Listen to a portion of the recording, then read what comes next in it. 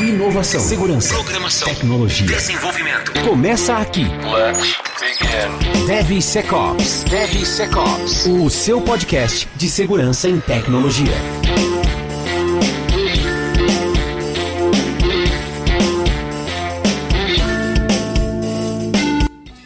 E aí, pessoal, tudo bem com vocês? Sejam muito bem-vindos a mais um episódio do DevSecOps Podcast, eu ia falar, podcast. Episódio 21 está indo ao ar no dia 8 de junho de 2022. Eu sou Cássio Pereira. Eu sou Marcos Santos. E Rodrigo Balbino. O garoto lembrou da introdução, como funciona novamente. Verdade. Voltei ao foco aqui.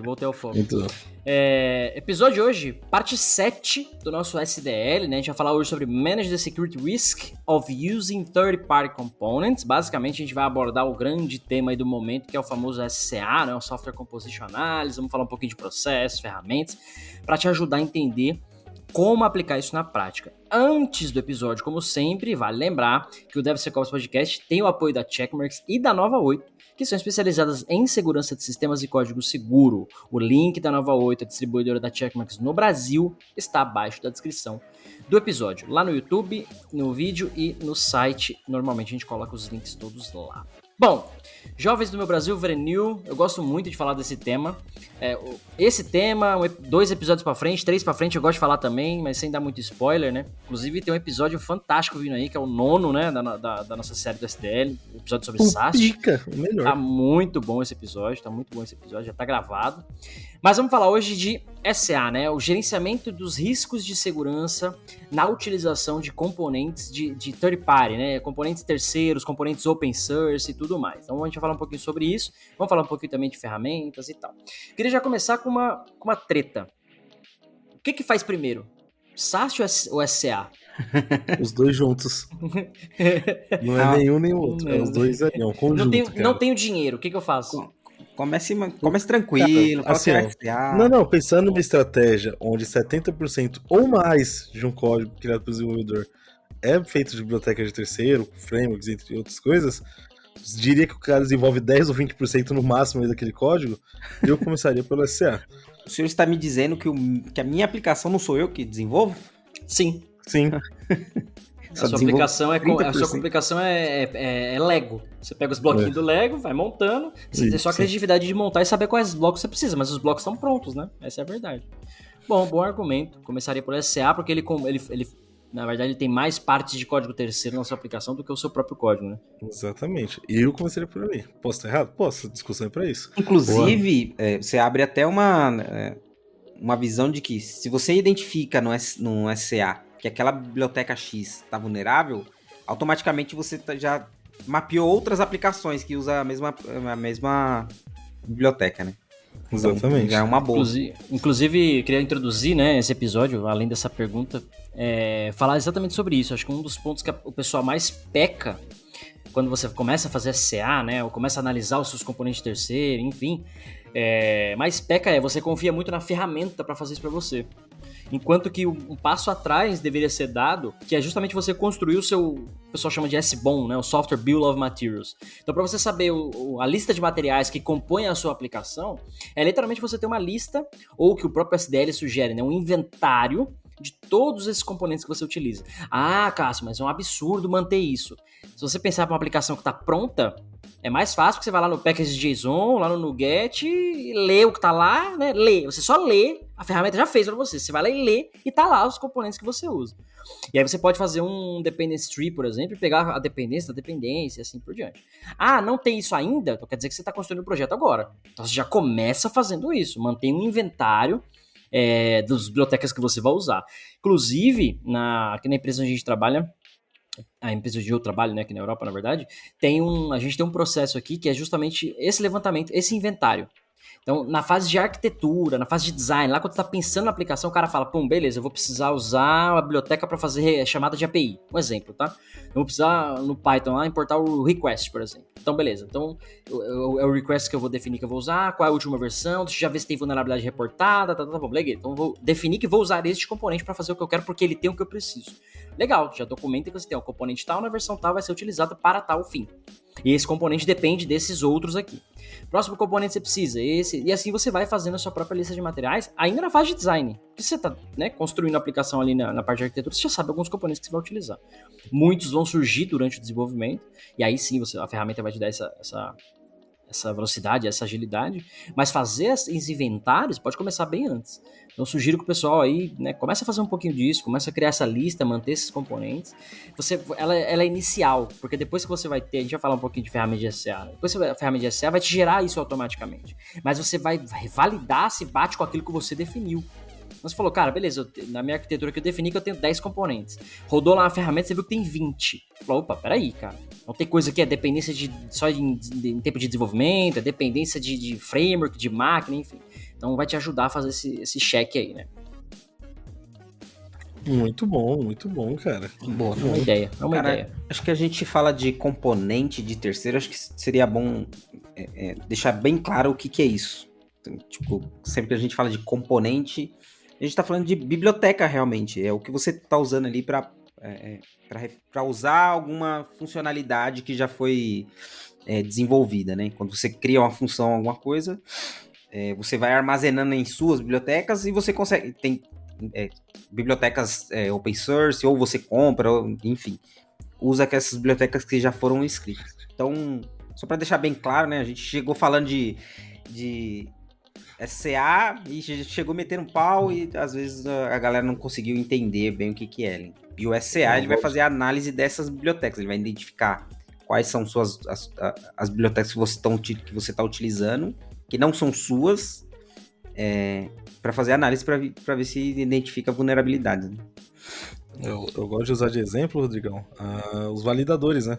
A gente não fica criando validador ali toda hora, né? Normalmente a gente importa ali e usa máscara, né? Máscara de campo, máscara também, um monte de coisa, né? Um monte de coisinha aí. São todas bibliotecas de terceiros para análise do SCA, né? E vale lembrar também, né? Um ponto legal que o Rodrigo trouxe aí, que é o que é um componente terceiro. É tudo aquilo que você está importando no seu projeto que já está pronto para fazer alguma coisa. Isso pode ser open source, e talvez seja o mais comum, né? A galera vai lá na biblioteca, né? No seu gerenciador de pacotes, sei lá, o cara usa .NET, ele está usando no Get, ou no Java lá o Maven, e assim por diante. Você vai lá e fala, eu quero uma biblioteca aqui com esse nome, tal. Então é você usar o open source. Outro tipo de biblioteca terceira é a biblioteca comercial. Então, para quem não lembra, muita gente vai conhecer, vai lembrar agora, é aqueles famosos componentes pagos, né? Então você tem lá, cara, eu preciso aqui de um componente, eu lembro que na época que eu desenvolvia tinha o tal do componente art, o Telerik, os componentes muito loucos que faziam uns grid, eu desenvolvi para Windows Forms na época. Né? Lá atrás, nossa, quando quase não existia OCR, a galera vendia muito. Louco. E aí esses componentes custavam, sei lá, 200, 300, 500 dólares, você comprava lá um pacote, mano, aí tinha uns grid, tinha botão, um monte de coisa diferente. E é um componente pago, você tem uma licença para aquilo. Também é uma biblioteca terceira, não é open source, não tem código aberto, mas é uma biblioteca terceira que tem que ser avaliada. Então, essas bibliotecas também incluem nessa análise, nessa inventário, né, que você tem que fazer. Inclusive aqui, a gente tem um inventário que compõe os open source, as bibliotecas, os componentes pagos, né, que você compra. Então, comprei aqui uma DLL que faz tal coisa e é proprietária, legal. Ou ainda componentes de outras empresas. Então, cara, sei lá, tem um componente aqui que o Facebook fez, não é open source, um exemplo, tá? Não é open source, tal, e você vai lá e pode pedir para eles ou comprar, sei lá. Então, é proprietário de outras empresas do mesmo segmento. Então, tem meio que mais ou menos 3 níveis de componente terceiro que você acaba usando. Além do próprio framework que você está usando, ele é um componente terceiro, né? Está usando o ASP.NET, está usando o XPTO lá, o próprio .NET Framework, enfim, o Spring são componentes. Então, apesar de open source ou não, né, são componentes do seu próprio framework que você deve ter esse inventário e fazer essa avaliação também. Então, o que a gente está trazendo aqui hoje é, no seu ciclo de desenvolvimento de software, tem que ter um momento, tem que ter uma etapa, tem que ter um processo, uma ferramenta que vai te ajudar a fazer esse inventário, a fazer essas análises, porque uma vez que você tem um inventário, aí avançando para o segundo tópico, né? Tem um inventário dos seus componentes, legal. Próximo passo é você analisar se esses componentes têm ou não riscos de segurança. E aí a ferramenta de SCA entra em cena. Talvez a mais famosa, mais conhecida, seja fugiu o nome agora da OASP lá. Dependency Check. Então, Dependency Check da OASP, que se eu não me engano é só para .NET e Java, mas você falar, ele valida todos os componentes. Então, basicamente, o que essa ferramenta faz? Aí, pergunta pro Marcos, né? O Marcos tá mais afiado com essas coisas. O que a ferramenta de SCA faz? Como é que ela trabalha, Marcos? Conta pra mim. lá vem, joga bucha. Vamos lá, como que uma ferramenta de SCA trabalha? Basicamente, ela vai olhar o .xml, o manifesto, ou o arquivo que você tem ali de import de bibliotecas que você usa, né? Ela vai fazer uma análise dali, vai fazer a leitura junto com o código-fonte de tudo que você tem e vai te trazer as CVEs atreladas daquelas bibliotecas, versionamento, versão atual que você está usando e versão mais recente lançada. Vai te dar um comparativo ali. Pô, você está usando a versão 1.2, mas tem a 1.5 ali que saiu, você está X versões atrasado. E a versão que você está usando tem X vulnerabilidades. A nova pode ter ou não nenhuma vulnerabilidade declarada, né, que alguém encontrou ou não. Então é uma porrada de coisas ali que o SEA vai te trazer. Mas basicamente ele trabalha assim, fazendo comparativo de versão, olhando o seu arquivo ali de bibliotecas e trazendo para você o que você tem, baseado com o que está reportado hoje, para você saber o que você tem ou não que tratar. Boa. E aí, essa busca que ele faz, né, das bibliotecas, então, sei lá, exemplo clássico, você está usando aqui o componente jQuery versão 1.0. Então ele vai lá no NVE, NVD, lá no CVE, nas bases públicas e busca lá, opa, o jQuery versão 1.0 tem aqui, ó, foi reportada essa vulnerabilidade, e te traz essa lista. Então não é uma análise de código que ele está fazendo, é só um depara de um componente com uma versão, duas informações, né? O nome do componente, a versão, numa base pública já de vulnerabilidades. Exatamente. As ferramentas pagas, como é o caso do Checkmarx SCA, por exemplo, nosso parceiro, tem uma base, além das bases públicas, que todas as ferramentas consultam praticamente, tem a base própria, né, de vulnerabilidades, porque tem um time de pesquisa e desenvolvimento lá, buscando vulnerabilidades, usando os componentes, testando, né, 24 horas por dia. Então essa base é alimentada pelo próprio time, então tem a base própria, cada fabricante praticamente tem sua base própria de vulnerabilidades, de componentes, que também acabam compartilhando entre si em certo momento, né, quando se torna público, então não tem muito o que fazer, mas tem essa base de pesquisa, então uma ferramenta ou outra se destaca aí no mercado, inclusive exemplo do Log4j, se eu não me engano, ou do Spring, na Checkmarx, no mesmo dia já estava lá na base, a gente conseguiu achar. Isso, dia 10 de dezembro de 2021. Perfeitamente esse marcante. Dia. Foi, cara. Foi marcante. Porque nessa época a gente estava fazendo teste com o cliente, né, e tal, e acabou que foi um negócio bem legal para o cliente. O cliente full Java, isso que é o pior. A gente full Java, ele rodou, a gente rodou os projetos, já tinha pego, cara, já estava na base do Checkmarx. Isso é importante. Então, vale lembrar vale destacar como é que essas ferramentas funcionam, porque é como o cara vai fazer para colocá-la no ciclo de STL. E aí eu vou jogar uma bola agora pro Bucha pro Rodrigo agora. Antes disso daí, segura aí só, aproveitando isso que a gente tá falando. A gente falou de vulnerabilidade, mas existe um outro risco também que você tem quando se fala de biblioteca de terceiro. Licenciamento, cara. Licenciamento. Então, a biblioteca que você tá usando, ela tá de acordo com compliance? Então, existem ferramentas que, além de identificar a vulnerabilidade, né, se ela tem alguma vulnerabilidade, ela identifica também se ela está dentro do licenciamento ali planejado. Então, se ela tem copyright, copyleft. Então, Checkmarx ali, por exemplo, você tem a telinha ali explicando isso, né? O Marcos ama essa ferramenta. Sim. Inclusive tem vários tipos de incontáveis tipos de licenciamento. E você tem obligations, né? Você tem obrigações que tem que ser mantidas de acordo com cada licença. Então, a ferramenta vai te mostrar algumas ali mais permissivas ou mais restritivas que você tem que cumprir de alguma forma. Né? E só lembrando que o uso indevido de biblioteca de terceiro pode causar multa ou publicação do seu código-fonte. Então, exato. Ficar esperto dependendo da licença que você está usando. E as multas para esse tipo de coisa são salgadinhas, né? Bem salgadinhas, eu diria. Bem salgados.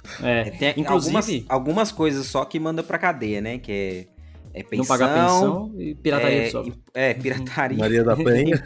Maria da Penha, é verdade. Mas pirataria é uma delas. Pirataria os caras pega pesado. Antes de jogar a bola pra você, eu queria acrescentar outro item nessa lista aí de riscos, né? De análise de bibliotecas de terceiro. Então a gente falou a própria segurança em si, que tem vulnerabilidade ou não tem. Aí você falou agora do licenciamento, né? License Risk, vamos dizer assim. E você tem um terceiro, que é o Operational Risk. O que é isso?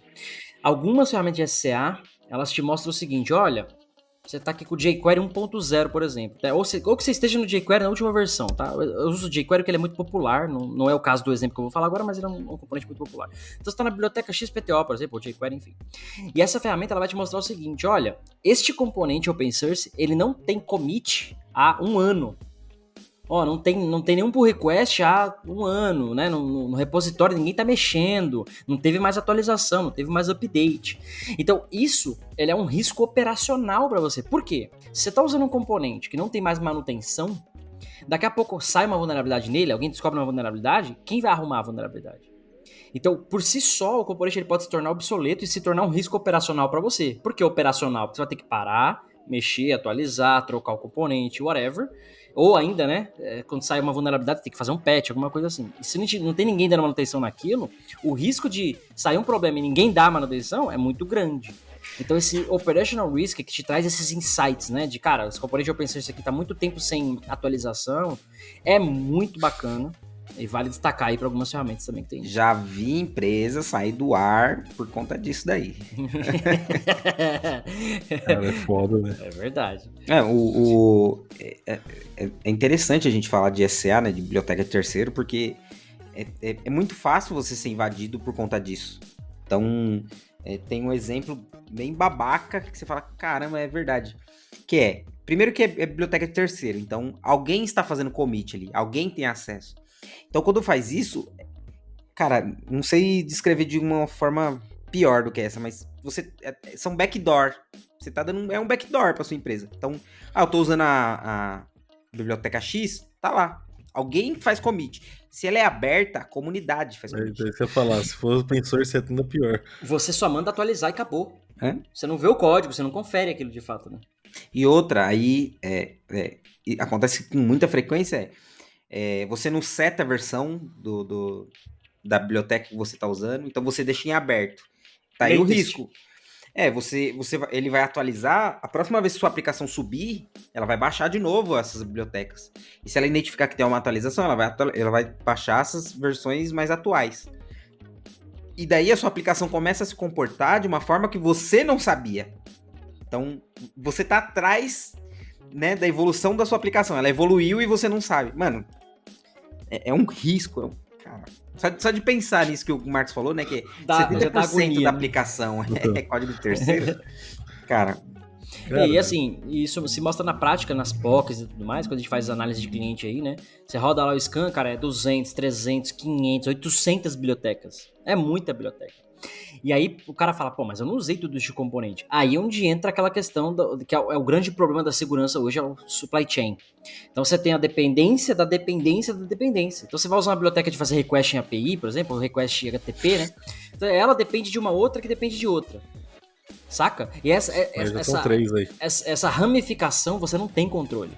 E aí o que o Rodrigo falou, você tá usando lá o latest. A sua pode não estar vulnerável, pode não ter um problema, mas a dependência da dependência tem um problema que foi embutido lá, cara, já era, você tá usando, você tá herdando tudo isso. O exemplo do Log4j lá. Eu não uso Log4j. Fala agora.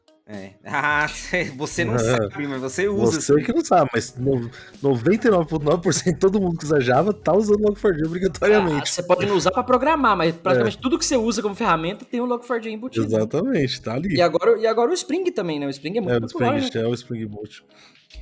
Enfim. Isso é assustador. A primeira vez que eu fiz um teste, uma análise, né, de biblioteca terceira, cara, na hora que eu olhei, eu fiz um Hello World usando uma biblioteca. Só isso. E daí eu rodei para validar a vulnerabilidade. Essa uma biblioteca tinha 10 dependências. 10. Então, né, de 1 foi para 11 já. Então, tem 11 vetores de ataque ali que pode me comprometer. É aquela história da superfície de ataque. Já tem 11 portas de entrada, né? Mano, é muito foda isso. É muito foda. Cara, esse tema aqui, todos aqui no SDR que a gente fala são muito críticos, na verdade, né? Cada um tem a sua importância. Mas esse ele tem um gostinho especial, cara. É como o Marcos falou ali, né? 70%, 80% de aplicações de hoje são blocos Lego, né? De terceiros. Esse gostinho especial porque é algo que, assim, provavelmente, sei lá, quase 100%. Não, quase não, 100%. Posso afirmar meio que com certeza é foda. Posso afirmar meio que com certeza. Talvez que eu possa pensar. Não, tá. 100% das aplicações aqui. 99,9999 usam bibliotecas de terceiro. Né? Sabe por quê? Trabalhando aqui agora, e aqui é mais industrial, né? Lidar com coisa crítica e tal. Cara, isso é muito crítico. Então, a gente tem que, por exemplo, vou fazer uma entrega de um software. Tem que ter uma lista de exatamente todas as bibliotecas que estão lá. As que a gente comprou, as que são open source, tudo tem que estar lá. A dependência da dependência da dependência. Então, esse negócio de SBOM, esse negócio de inventário aqui é muito forte. Então, saber a versão exata. Porque, literalmente, eu tô te entregando um pacote. O que tem nesse pacote? É a mesma coisa você comprar um carro, você fala pra montadora, tá bom, eu quero que você me explique cada peça que tem aqui no carro. A montadora fala, eu não sei. Mano, ela tem que saber. Ela monta o carro. Não tem como ela não saber. Ela tem que saber cada parafuso. O airbag eu compro pronto, só põe ali. Mas, tipo assim, ela tem que saber que é o airbag, a versão tal, da marca tal. Pode não saber o detalhe da especificação, mas ela até sabe, porque ela não compraria sem saber. Mas assim, em algum lugar na montadora tem lá um mapa das peças que compõem o carro naquele modelo, naquele lote, naquele ano, sei lá. E pro software não tem isso, a galera não sabe responder essa pergunta. É difícil? É. Mas ninguém se preocupa com isso também, esse é o problema. E aí as ferramentas de SA têm ganhado muito força, muito volume por conta disso, porque elas te ajudam a fazer tudo isso. O Dependency Track, né, do OWASP também, o OpenSource ajuda a fazer esse tracking das dependências, né, quando você está usando, está atualizando, também tudo open source free, vale o pessoal testar, porque te dá uma força muito grande. Mas você queria falar, Marcos? Eu tenho uma bomba para jogar pro Rodrigo aqui. Eu ia falar um negócio aqui, antes de você jogar a bomba. O que acontece? Isso se prova muito em POCs, testes e até em ambiente produtivo mesmo. Nós rodamos do SAST ali, às vezes o cara fala, legal, tem 2 vulnerabilidades high e 5 mediums aqui. Mas quando roda o SCA, chega lá, 50 vulnerabilidade high, 70, 80 lows, mediums ali. Você fala, então, o seu código ali que você desenvolveu tá legal, mas esse monte de biblioteca que você tá usando aqui, exato, não tá bacana não, amiguinho? Cara, DevSecOps. Cortou. Pode jogar a bucha agora. Eu só ia falar que é assustador isso. Eu ia falar, cara, é assustador mesmo, porque você ainda faz o teste lá, você faz roda o SAST, você entende que sua aplicação tá segura, você entende pela primeira análise. Ele tá fazendo aspas, tá? O pessoal que tá só escutando aí. Entre aspas, entende, cara. E quando você faz essa análise mais a fundo, que é a maior parte do seu código, às vezes, né? Você vê que não é aquilo, cara. Você não tá tão protegido. Por mais que você tenha usado as boas práticas de segurança ali voltada ao seu código, você tem uma grande brecha voltada a código terceiro. Não adianta nada você verificar o seu código e não verificar o outro que você está utilizando. Não foi você que escreveu, mas tá lá, faz parte da sua aplicação. Exato. E vale destacar ainda, né? Mesmo fazendo tudo isso, os componentes podem ter uma vulnerabilidade, o famoso zero day. Então pode ser que ele não tenha vulnerabilidade ainda pública, né? Já foi disclosure, já foi publicada, mas tem uma vulnerabilidade que alguém vai explorar ali pela primeira vez, né? Você pode ser o azarado. Como foi o caso do Log4j. Não tinha uma vulnerabilidade algum dia. Aí no dia, que dia que foi, Marcos? 10 de dezembro? 10 de dezembro de 2021. 10 de dezembro de 2021, alguém foi lá e falou, deixa eu brincar um minuto aqui, achei uma vulnerabilidade. Então, né, virou-se uma vulnerabilidade. Então, o risco de usar a biblioteca de terceiro, cara, o risco por si só de você usar já é um risco. Acho que esse é o fator, né? Porque o seu código, você sabe que tá ali. Você produziu, você sabe a lógica, né, e tal. O terceiro você não sabe. E até acho que o caso que o Rodrigo falou outro dia, né, de que tava mexendo na aplicação, tal, 50 mil componentes, e tinha lá um componente que o cara carregava a biblioteca inteira, gigas e gigas, sei lá, megas e megas, para usar um método, uma função que fazia um negócio X específico, e carregava todas as libs da biblioteca, uma coisa assim. Então outra parada absurda, né? Lodash, era o Lodash esse caso aí. Aí, ó. O cara carregava tudo pra fazer, eu acho que era, ele queria fazer um sort num array, sei lá, mas era a função... Nossa! Função imbecil. Sorte no array, que já tem nativo em... Já tem nativo em quase todos os frameworks que eu conheço na vida. Era função imbecil, assim. Era algo, não sei se era sorte, não lembro o que era. Mas era isso. Era algo que você faz com 3 linhas de código ali, se precisar. Bom, a bomba que eu queria jogar pro Rodrigo é o seguinte. Quando a gente fala de shift left, a gente tá falando de fazer scan com o SAST, por exemplo, em vários momentos, ou trazer o quanto antes pro desenvolvedor, legal. SCA também é assim? Ou eu vou fazer esse scan do meu SCA lá na minha pipeline? Ou eu faço só esse inventário na design? Em que momento eu faço esse scan aí? Hoje o normal, se você vê acontecendo durante o processo de scan do SCA, mas você consegue trazer ele um pouco mais para a esquerda. Por exemplo, se você trabalha com... eu não sei o nome exato disso, mas seria repositórios de biblioteca, por exemplo. Que é aquele caso daquele Harbor, né? Acho que é Harbor o nome dele. Fugiu o nome também. Não é Harbor, não. Artifacts Repository?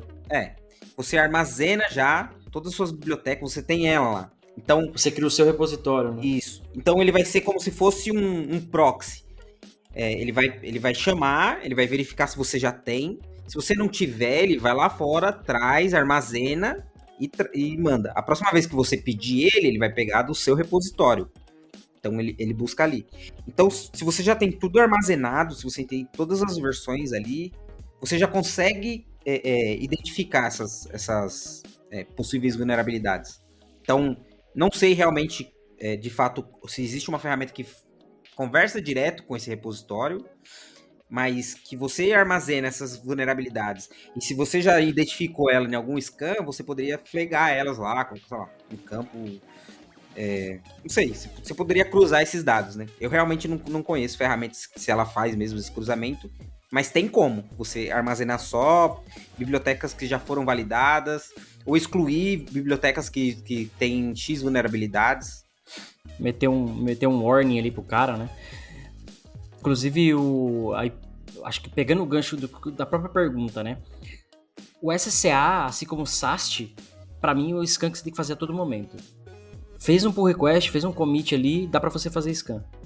Justamente porque você tem inclusão de bibliotecas todos os dias. Às vezes é definido lá no design, na arquitetura, legal. Mas você vai começar a... Puta, preciso fazer agora, ler um arquivo aqui, deixa eu baixar a biblioteca. Puta, preciso agora salvar um arquivo, deixa eu baixar outra biblioteca. Então, diariamente você precisa fazer isso, né? Acho que é importante pensar nesse scan constantemente, olhando pro shift left, né? Não só lá na esteira, na hora da entrega, mas constantemente, você está construindo o software ali, é importante fazer essa análise. E esse parte que você falou, de ter um repositório central, ajuda você a garantir isso. Então, você tá fazendo o scan lá, cara, tudo que tiver aqui já com problema, flaga pra mim, marca como warning. Então, se o cara tentar adicionar essa biblioteca, já marca como warning. Se eu não me engano, faz tempo que eu não brinco, mas o NPM Audit do NPM para Node faz isso. Se você dá um NPM install na biblioteca, acho que tem que passar um parâmetro lá. Ele te fala, cara, ó, vou baixar a biblioteca que você tá pedindo, mas ela tá com uma vulnerabilidade reportada aqui, ó. Quer mesmo? Dá um sim ou não lá. Ou você roda um NPM Audit, ele já te fala todas e tal, você pode atualizar.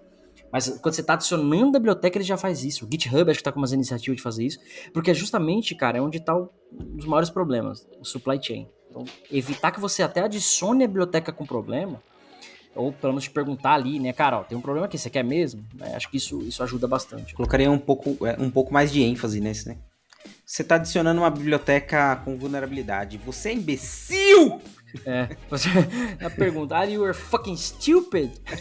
Inclusive, no NPM, putz, eu não lembro o que é. Mas tem um comando que você dá nele lá, aí ele aparece, né? Eu espero que você saiba o que esteja fazendo.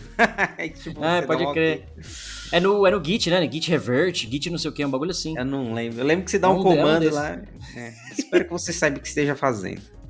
Acho que é no Java, quando você dá Java install. Nossa. Meu Deus do céu.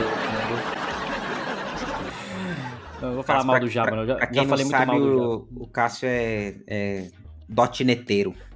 Eu já fui mais odiador do Java. Hoje eu caguei, hoje eu mexo com o Cássio é PHPero, mano. Se der um PHP ali, ele ama. Se tem uma coisa que eu odeio, crucialmente, assim, eu odeio com toda a minha força, suga a minha energia, drena a minha alma, é o NetBeans. Nossa, o NetBeans não dá, velho. Esse bagulho não dá. E eu tinha um professor na facul que, mano, o cara era NetBeanzeiro. Não podia entrar na aula dele pra mexer com Eclipse, esquece. Era só com o NetBeans. Mano, eu odeio o NetBeans, mano. Aquela porra suga a memória, processador, suga tudo, velho. Isso eu odeio de verdade. O Java não. O Java em si, depois do Spring ainda mais ficou legal. Legal. É que eu sou, mas é o que você falou, .neteiro é .neteiro. O cara gosta de C Sharp, né, adianta. Mas depois que eu mexi, a primeira linguagem que eu fui mexer depois de Java, depois de C Sharp, na verdade eu mexi primeiro com Java, porque na faculdade era Java. Mas comecei a trampar com .NET. Mas aí depois eu migrei direto pra Node, pra Python. Então acabei que... Enfim, fui pra esse mundo aí. O que mais? Que a gente pode falar de SCA, análise, ou na verdade fazer a gestão dos riscos, né? Como a gente falou. Essa parte de você olhar para as bibliotecas de terceiro e entender, por exemplo, quando você colocou problema de licença, problema de segurança e problema operacional, são 3 dos principais vetores. Manter o inventário e tudo mais. Mas quando o cara fala assim, legal, como é que eu faço então para resolver alguns problemas irresolvíveis? Ó, não sei nem se tem essa palavra. Não. Qual seria um problema irresolvível? Fiz o scan do meu pacote hoje.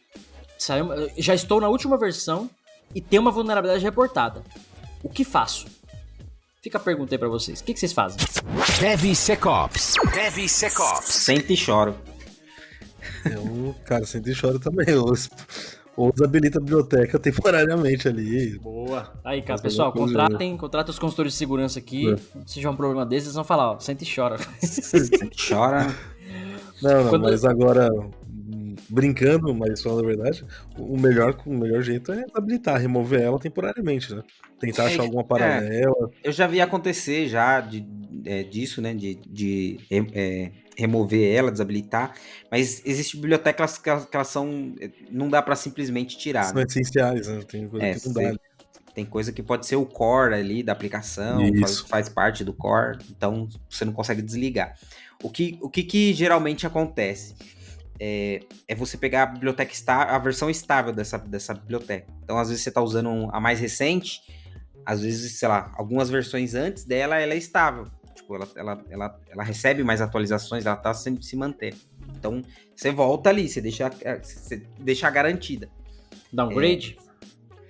Então, o que eu vejo, tem assim? que parar pra pensar, porque assim, eu calcularia o risco. A versão anterior tá com vulnerabilidade pior ou Normalmente, ou não? por experiência, quando tem um problema na versão, as anteriores já estão afetadas naturalmente. Sim, normalmente, sim. tá? Pode ser que não, mas aí talvez pra você voltar muito, 2 atrás, 3 atrás não você tá. tem que mudar código, Você já se ferrou, entendeu? É um problema.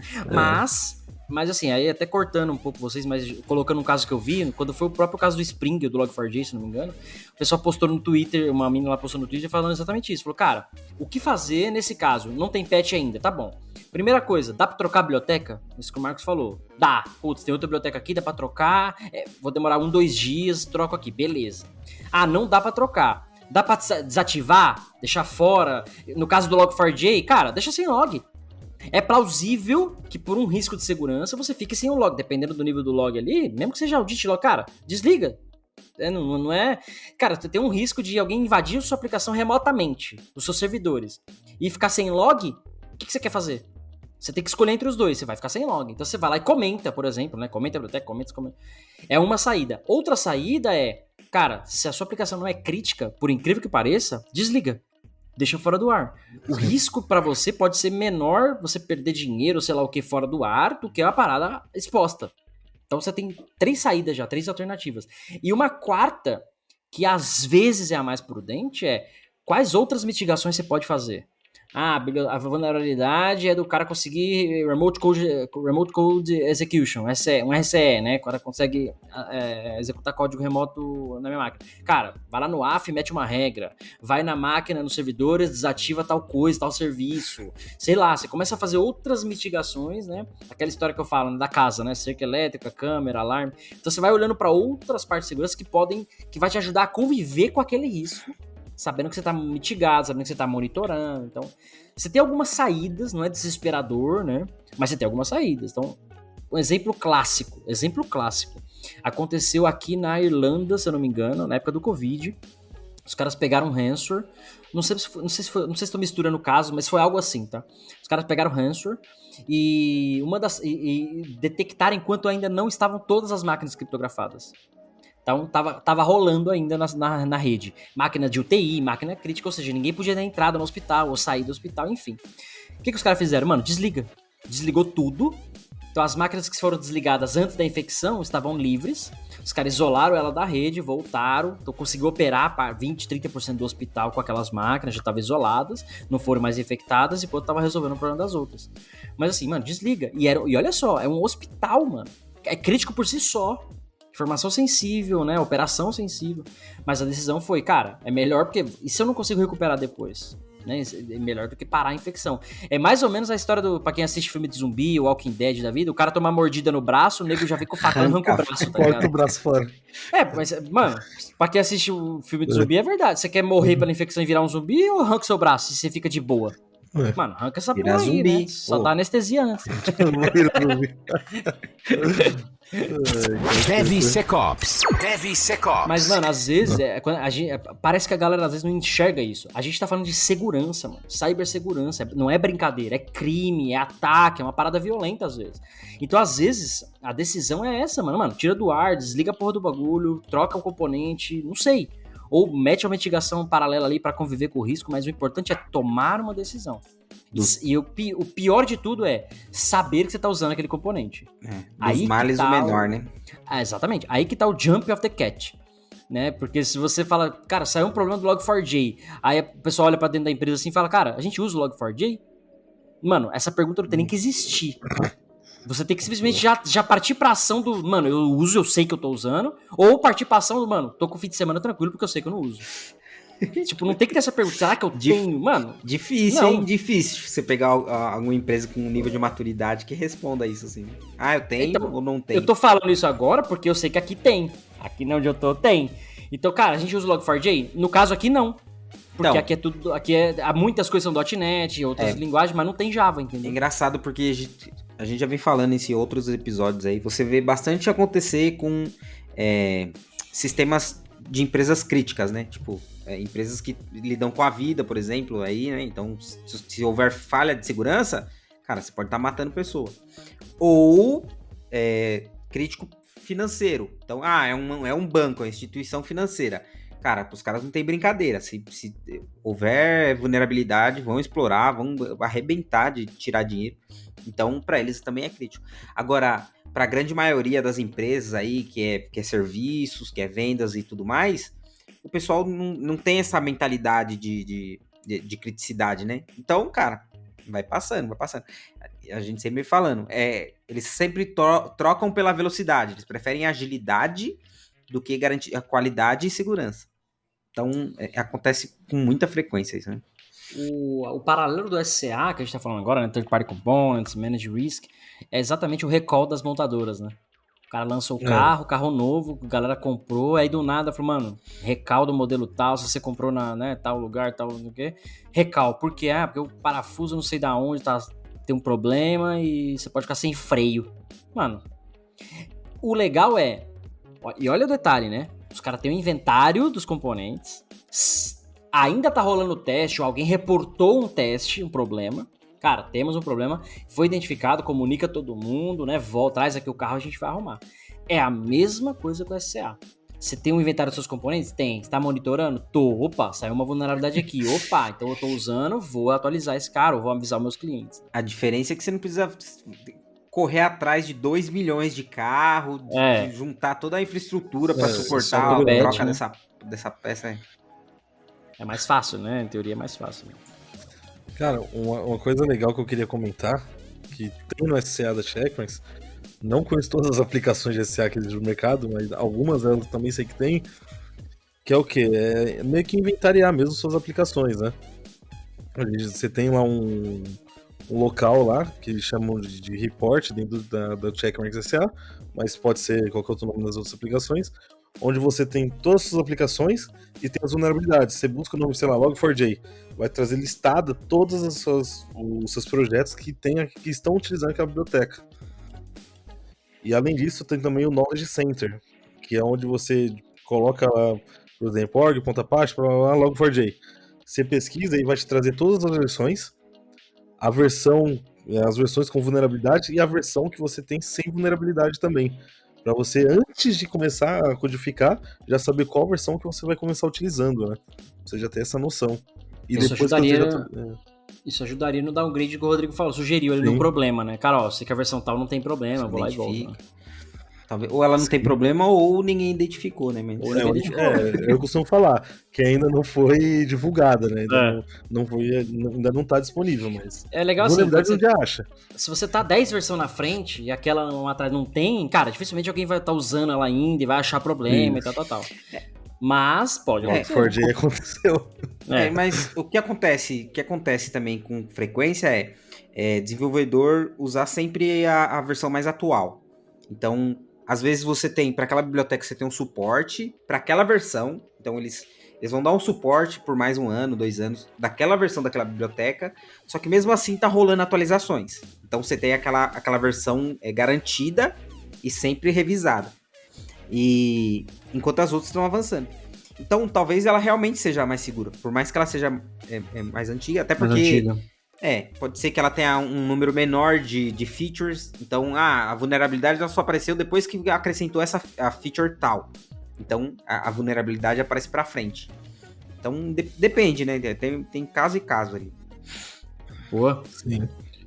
Queria falar... Eu tava com um negócio na cabeça que a gente falar do SCA também agora e nessa brincadeira e fugiu. E é um negócio importante. Fazer um comentário que eu fiquei rindo aqui enquanto vocês estavam conversando. Às vezes o Marcos soa como se ele estivesse vendendo a ferramenta. Mano. Tomar no cu. A Nova 8, a Checkmarx nos patrocinam, nos ajudam aqui, dão suporte ao podcast, mas a gente é agnóstico, né? Não estamos vendendo Checkmarx. É uma ferramenta sensacional, mas não estamos vendendo Checkmarx, não. Fica tranquilo. Cara, eu falo de outras ferramentas direto. Esse filho da puta que eu tô vendendo. Porque o trabalho... Olha só que legal que eu vou falar aqui agora. O trabalho do SCA, você pode fazer manualmente. Pega a biblioteca, vai lá na base das vulnerabilidades, né? Vai no CVE, no CWE, pesquisa o nome e a versão lá. Puta, não tem nada lá? Legal, você tá seguro. O problema é você fazer isso automatizado, fazer isso em escala, gerar reporte, né? Enfim, então, é o que as ferramentas trazem de valor agregado, além de outras suportes, como é o Operational Risk, por exemplo, que eu vi em algumas ferramentas, como é o caso que o Marcos trouxe agora aí do Knowledge Center e outras coisas. Então, esses valores agregados é o que você está pagando uma ferramenta, mas o SCA, o trabalho de Software Composition Analysis por si só, é um trabalho, você pode fazer ele manualmente, gratuito, sem gastar R$1. Fica esse destaque aí.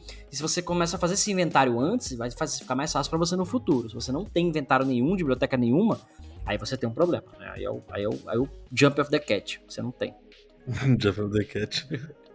Não, o legal é que DevSecOps. Tem um negócio que é legal comentar, que tem algumas ferramentas aí que você consegue também, além de analisar, óbvio, a gente tá falando aqui de biblioteca de terceiro, analisar também as vulnerabilidades em Docker Files, que hoje é comum, todo mundo tá subindo tudo em Docker. Então, as soluções já estão pensando nessas análises. Então, algumas já trazem isso, o que também ajuda. Igual essa questão do Rodrigo falou, coloca a versão, ou pior, quando o cara só deixa lá para pegar a última versão, não seta nada, tá sempre atualizando, isso é uma vulnerabilidade, porque você não sabe o que você tá esperando, e a ferramenta te reporta isso. Pô, coloca a versão aqui, não vai baixar o MySQL de uma versão, sei lá. Lembrei o que eu ia falar. Cara, parece que não, mas é muito comum. Eu já fiz isso, inclusive, no passado. Que é falar assim, puta, mano, eu precisava de uma biblioteca que faz tal coisa. Aí você não consegue achar o problema, aí você vai em fóruns, aí você chega lá no... Puta, como que era aquele fórum que a laranjinha? Todo mundo postava Project alguma coisa, cara. Fugiu o nome, mas era bem famoso, muito projeto .NET lá. Aí você vê lá que tem um indiano que postou uma solução lá não sei da onde tal, e ele fala, a solução tá aqui.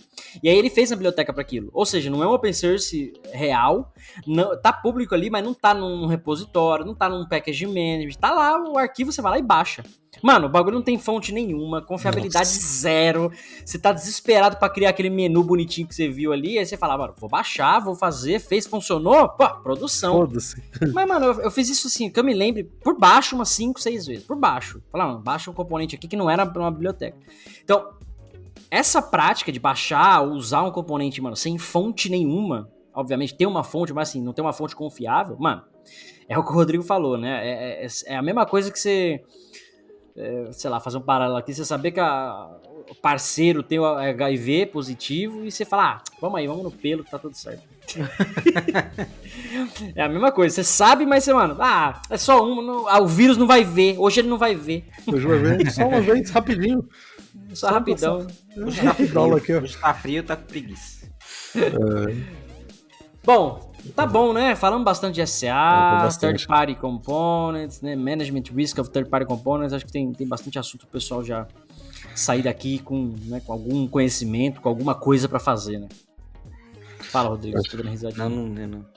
Tô pensando nesse exemplo que você deu aí. Ah, cara, meus exemplos são os melhores, cara, porque eles são claros, objetivos, as pessoas entendem. Se você não entendeu algum das minhas analogias aqui nas 3 temporadas, mande um e-mail para contato@devsecopspodcast.com.br, manda comentário, eu vou explicar para você de novo, se vai ficar claro para você, mas eu tenho certeza que todo mundo entendeu minhas analogias. Boa. Entendeu não, cara? Bom, fechou então o episódio 20... Que episódio é esse? 21? Tô perdido? 21. Episódio 21, terceira temporada. Estamos chegando no 100º. Não perca os próximos da série SDL. Estamos no 7, já tá acabando. 8, 9, 10, 11, 12. Só falta 5. Mas é uma série que tá muito bacana. A gente tá explicando o SDL bonitinho, na prática, pra você terminar essa série, cara, e falar, mano, eu sei como fazer Application Security. Eu já sei os passos pra colocar na minha empresa, né? Você já tá com exemplos de caso, com ferramenta, com um monte de coisa que a gente tá trazendo aqui pra vocês, tá bom? Exatamente. Então é isso. Marcos, tem recadinho? Tem recadinho. Pessoal que estiver na plataforma de áudio aí pra seguir a gente, compartilhar, divulgar. Hoje eu recebi a notícia, o pessoal aí tava divulgando alguns dos nossos podcasts, até mandaram print, falou, mano, curti esse episódio e tal, tá top. Tá, é legal disseminar pra massa isso, o pessoal entender e aprender um pouco mais sobre cibersegurança. Até pro seu pai e pra sua mãe, que eles não sabem o que é, às vezes tem dificuldade. Divulga lá, faz escutar, é legal. Vou falar pra minha mãe o que é SCA. Essa foi top, então. mano. Ô pai, chega aí, tô com um problema aqui na biblioteca. Quê? Biblioteca, mano? Que hora que abre a biblioteca? Biblioteca pública? É ali do centro. Boa, Tem boa. também o canal do YouTube, onde você pode ver as caras lindas aqui, minha e a feia do Cássio e do Rodrigo. Mas pode ir lá, é legal deixar um comentário, compartilhar. Clicar no sininho também para receber notificação, para sempre estar vendo aí os vídeos novos e ajudar a gente a divulgar a informação. Além disso, na descrição sempre tem informações úteis, links aí que o Cássio coloca.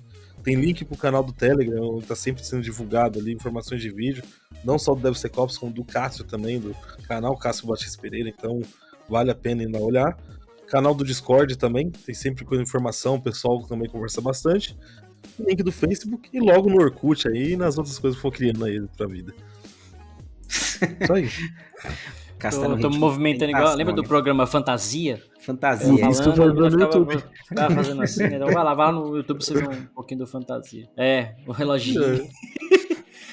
Bom, fechou, pessoal. Eu sou o Cássio Pereira. Sou Marcos Santos. Rodrigo Balbino. A gente se vê na semana que vem. Valeu. Beijos. Termina aqui DevSecOps. DevSecOps, o seu podcast de segurança em tecnologia.